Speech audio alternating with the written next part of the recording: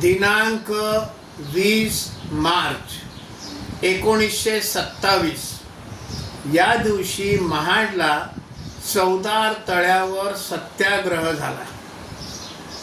2 वर्षांनी त्याला 100 वर्ष पूर्ण होतील. ह्या सत्याग्रहाच्या वेळेला बाबासाहेबांची जी भूमिका होती ती अशी होती की ज्या पाण्याला संपूर्ण समाज स्पर्श करू शकतो त्याला मी का करू शकत नाही, माझा समाज का नाही करू शकत, आणि म्हणून त्यांनी तो सत्याग्रह केला. या सत्याग्रहाच्या वेळेला केशवराव जेधे आणि दिनकरराव जवळकर हे 2 नेते डॉक्टर बाबासाहेबांना भेटले आणि भेटून त्यांनी असं सांगितलं, आम्ही या सत्याग्रहामध्ये सहभागी होण्यासाठी मोठ्या प्रमाणावर माणसं आणू शकतो, पण आमची एक अट आहे.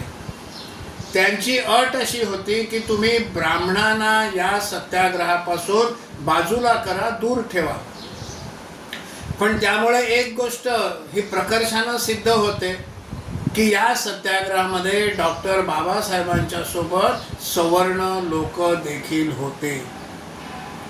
डॉक्टर बाबासाहेबांनी त्यांना असं उत्तर दिलेलं आहे की मी कोणत्याही समाजाच्या जातीच्या विरोधात नाही, मी ब्राह्मण लोकांच्या देखील विरोधात नाही, मी ब्राह्मण्याच्या विरोधात आहे.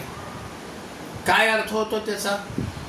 ब्राह्मण्य याचा त्यांना अभिप्रेत असा अर्थ होता की जे स्वतःला एंटायटल्ड, आम्हाला काहीतरी विशेष स्थान आहे, आम्हाला काहीतरी विशेष अधिकार आहेत, याला ते ब्राह्मण्य असा शब्द वापरतात.